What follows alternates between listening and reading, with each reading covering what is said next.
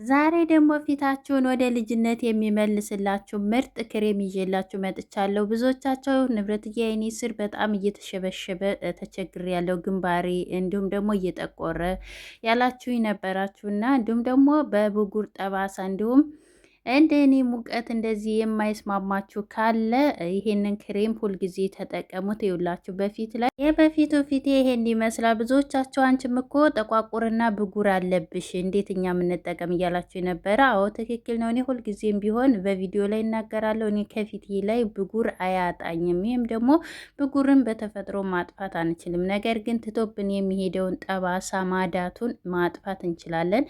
ለሱም የሚሆን እንግዲህ ወደ ቪዲዮችን ስንሄድ በመጀመሪያ ታዲያ ቪዲዮ ላይክ እያደረጋችሁ ሼር እያደረጋችሁ እስከ መጨረሻው ብትከታተሉት ተጠቃሚ ትሆናላችሁ። በመጀመሪያ ደረጃ እዚህ ጋር ሩዝ ነው የተጠቀምኩት። ሩዝ ለፊት ጥራት በተለይ ማዳት ካለባችሁ እንዲሁም ደግሞ ፊታችሁ ያለ እድሜያችሁ የሚሸበሽብባችሁ ፊታችሁ ጥቁር ጥቁር ነገር ካለባችሁ ፊታችሁን ለማቅላት ለማንጣት በጣም ቆንጆ ነው። እኔ እንግዲህ 3 ማንኪያ ሩዝ ነው የተጠቀምኩት ትናንሹን ሩዝ ነው። እናንተ ያላችሁን የምታገኙትን ሩዝ መጠቀም ትችላላችሁ። ብዙዎቻችሁ እንደውም የሩዝ ማስክና እንዲሁም ደግሞ የሩዝና የተልባ ሳሙናዎችን በጣም ነው የምትወዷቸው። በጣም ብዙዎቻችሁ ናቸው ያመሰግናችሁኝና እዚህ ጋር እንግዲህ ዛሬ ደግሞ ከተልባን ትተን በምን እንሰራለን? ቁርንፍድ ነው። ቁርንፍድ ብጉር ካለባችሁ ያለ እድሜያችሁ ለተሸበሸበ ጠቋቁር ነገር ካለባችሁ እንዲሁም ደግሞ የሚያሳክካችሁ ቦታ ላይ ካለ ለሱ በጣም ምርጥ ነው። ነገር ግን ታዲያ እንዳታበዙ። ታበዛችሁትም ቁርንፍድ በጣም ኃይል ስላለው የቆዳችሁ ይቆጣል። ያ እንዳይሆንባችሁ በመጠኑ ነው ማድረግ ያለባችሁ። ቢያንስ 15 ፍሬ መጠቀም አለባችሁ። እዛ እዚህ ጋር እንግዲህ በመጀመሪያ በደንብ አድርገን እናጥበዋለን። ሩዝ እንኳን ንጹህ ነው፣ ነገር ግን እብቅ ሊኖረው ስለሚችል ቁርንፍዱ ደግሞ አፈር ሌላ ነገር ስለሚኖረው ግዴታ ለፊታችን ስንጠቀም ማጠብ አለብን። እንደዚህ አድርጌ 2 ጊዜ በደንብ አድርጌ አጥበዋለሁ። እናንተ ተፈለጋችሁ ተልባን መጠቀም ትችላላችሁ። በተለይ ተልባ ፊታችሁ በጣም ተተጎዳባችሁ እሱን ያድንላችኋል። ይሄ ቆዳችሁ ስስ ከሆነ ማዳት ፊታችሁ በጣም ተተሸበሸበ እሱን ይወጥርላችኋል ማለት ነው። ከዛ በኋላ 2 ጊዜ እንደዚህ አድርጌ ታጠብኩት በኋላ የሞቀ ውሃ ነው የጨመርኩበት።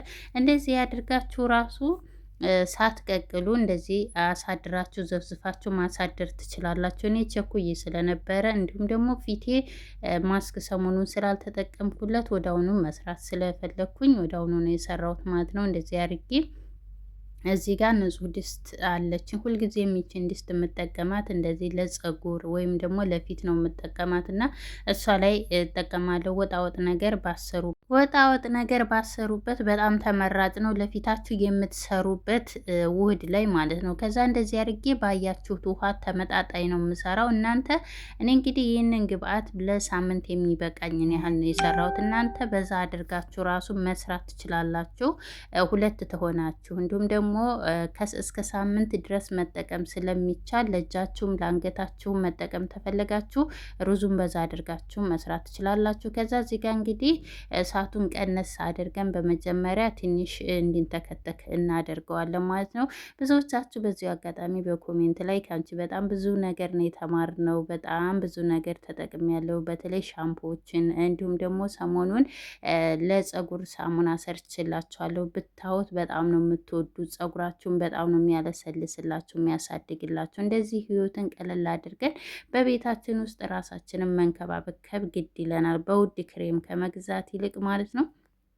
ከዛ በኋላ እንደዚህ አድርገን የተወሰነ በደንብ አድርጋችሁ አማስሉት። ይሄኛው ሩዝ እኔ የተጠቀምኩት የመያዝ ባህሪ ያለው የማጣበቅ ባህሪ ያለው ይሄ በነገራችን ላይ ፊታችሁን በጣም ነው የሚያለሰልሰው፣ እንዲሁም ደግሞ ያነጣላችኋል። ይሄ ሩዙን ማለት ነው። ትንሾቹ ሩዝ ከተጠቀማችሁ እናንተ ግን የምታገኙትን እኔ ይሄ ሁልጊዜ ስላለኝ ይሄንን ነው የምጠቀመው ማለት ነው። ከዛ በኋላ እዚህ ጋር እሳቱን ከፍ አድርጌዋለሁኝ፣ ምክንያቱም ሞቅ ስላለልኝ ብትን እስከሚልልን ትንሽ ራስ እስከሚል ድረስ ነበረ ዝቅተኛ ያደረኩት። አሁን ግን ከፍተኛ ላይ አድርጌዋለሁ። አንደኛ ጊዜ እንዳይፈጅባችሁ ቶቶሎ፣ በተለይ እኔ ባለች ደቂቃ ስለሆነ የምሰራው ማለት ነው። እንደዚህ ያድርጋችሁ። ይሄንን ደግሞ ጊዜ የለኝም ይሸትብኛል ብላችሁ ራሱ አትጨነቁም። አንደኛ ምግብ የምሰሩ ልጆች በጎን መስራት ትችላላችሁ። እንዲሁም ደግሞ ምንም አይነት ሽታ ስለሌለው ስትሰሩ ልክ ምግብ እንደሰራችሁ ቁጠሩት ማለት ነው። ከዛ እንደዚህ አድርገን በደንብ አድርገን ሩዙ እንዲበስል እናደርገዋለን።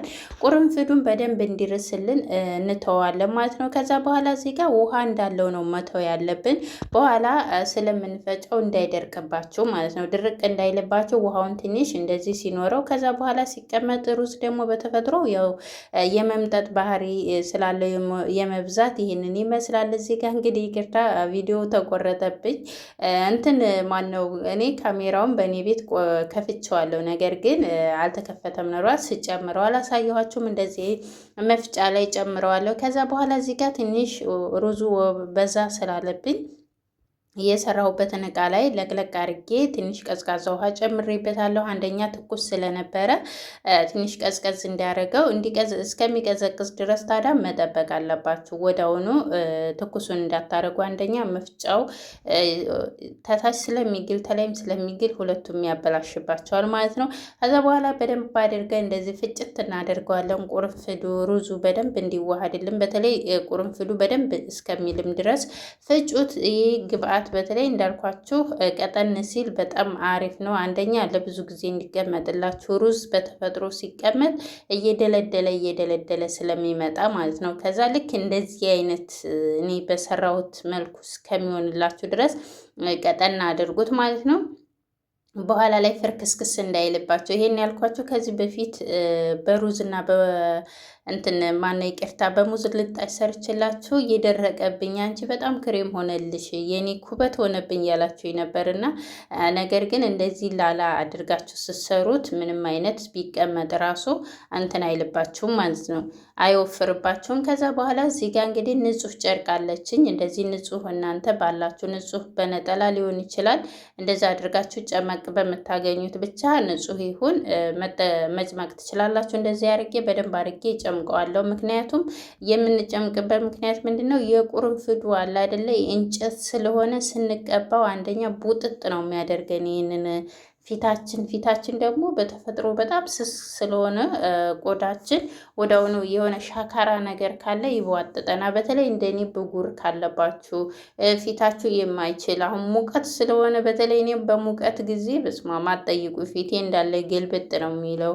እንዲሁም ደግሞ በወር ጊዜ እኔ በሆርሞን መባዛት በጣም ብጉራማ ነኝ።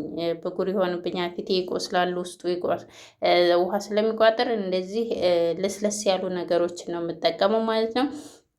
ከዛ በኋላ እዚህ ጋር እንግዲህ ጭምቅ አድርገን ታወጣ ነው በኋላ ይሄን የመሰለ ያማረ ክሬም ሰጥቶና፣ እዚህ ጋር እናንተ ባልዚን መጠቀም ትችላላችሁ። ፊታችሁ ወዛማ ካልሆነ ደረቅ ከሆነ እናንተ ባልዚን ማድረግ ትችላላችሁ። እኔ ግን ቤቢ ኦይል ነው የተጠቀምኩት። ቤቢ ኦይል ለፊት ጥራት ለቆዳችን ልስላሴ በጣም ቆንጆ ነው ስለሆነ ፊታችሁን በጣም ነው የሚያለስልስላችሁ። አንደኛ በጣም ሽታው ደስ ይላል።